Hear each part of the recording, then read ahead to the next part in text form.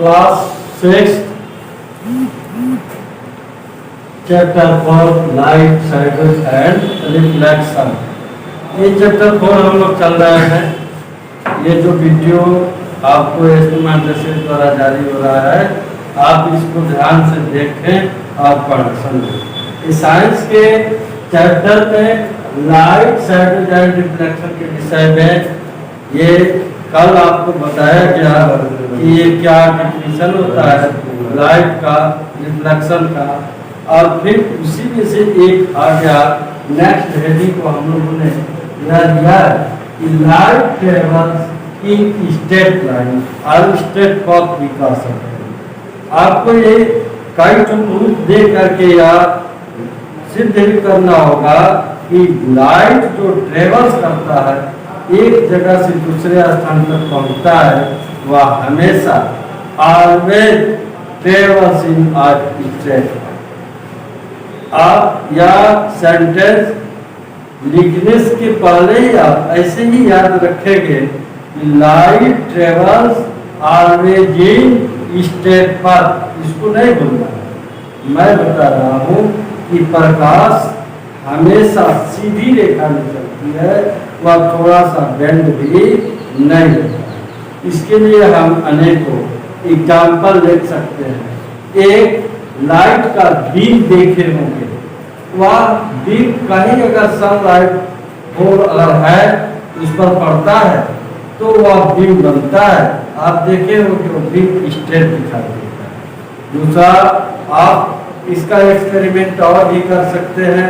एक कोई पाइप ले लीजिए, एक स्ट्रेट पाइप ले लीजिए, और एक जो है बिल्कुल थोड़ा सा कर्व में हो, उस तरह, यानी कि ट्यूब जैसा पाइप। आप देखेंगे ट्यूब जैसा पाइप लेकर ऐसे देखेंगे तो जो अगर ट्यूब जैसा है, आगे बेंड है पाइप, तो उससे प्रकाश नहीं होकर जाता है। जो आगे कोई जो टारगेट आपको है देखने का, वह नहीं दिखाई देता। जबकि वही पाइप स्ट्रेट अगर कोई हो, जैसे मार्कर है, इसी के पाइप के दोनों तरफ सिलेंडर टाइप का कोई चीज है, और उसको देखते हैं तो स्ट्रेट है, तो आपका टारगेट दिखाई पड़ता है। यह experiment, this experiment show that the light travels always in straight, but light do not travels in curvature line. जो कर्वेचर लाइन है उससे वह पासिंग थ्रू नहीं होता है। इसका अर्थ यह है कि लाइट भी कभी कर्व लाइन में नहीं चलता है। तो आपको याद हो गया क्या चीज?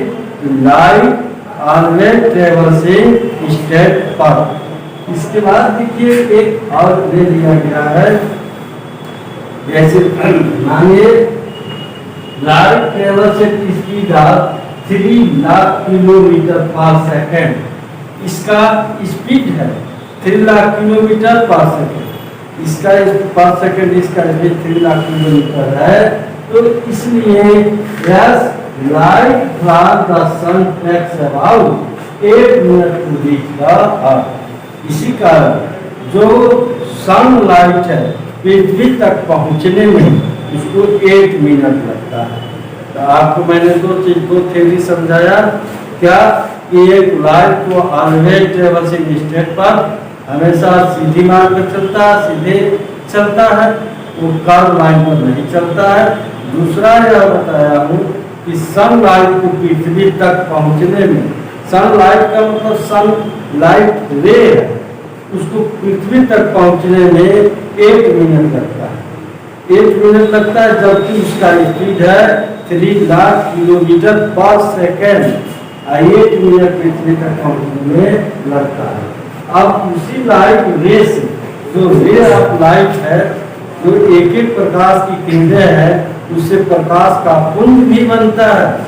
प्रकाश का पुंज बनता है, उसका डेफिनेशन है beam of light, bundle of light rays in called beam of light. जो अनेकों रेज मिल करके एक बंडल बना देते हैं, उसी बंडल को बीम ऑफ लाइट कहते हैं। लेकिन उसके पहले आ जाता है रे, कि बंडल रे क्या है? Rays of light a very thin line of light coming from a light source is called ray of light. कोई भी लाइट का जो स्रोत है उससे जो पतले पतले रे जो निकले होते हैं वही अनेकों रे मिल करके रे ऑफ लाइट बनाते हैं। ये beam of light can be pilot convergent और डिवर्जेंट। जो बीम ऑफ लाइट होता है वह तीन तरह के होते हैं। समानांतर होते हैं ऊपर की तरफ और एक स्ट्रेट लाइन में हो सकता है। लेकिन इसके पहले हमें देखेंगे या इतना पढ़ाने के बाद इस पर आप शॉर्ट नोट तो बनाएंगे ही और इसके क्वेश्चन आंसर भी जो होगा टेकअप करेंगे।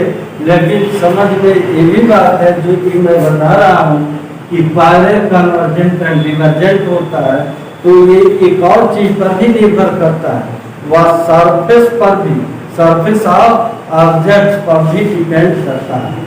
उसके लिए हम कल नेक्स्ट टॉपिक में आपको बताएंगे जिसका सरफेस जो है इवन सरफेस हो सकता है और अनइवन सरफेस हो सकता है।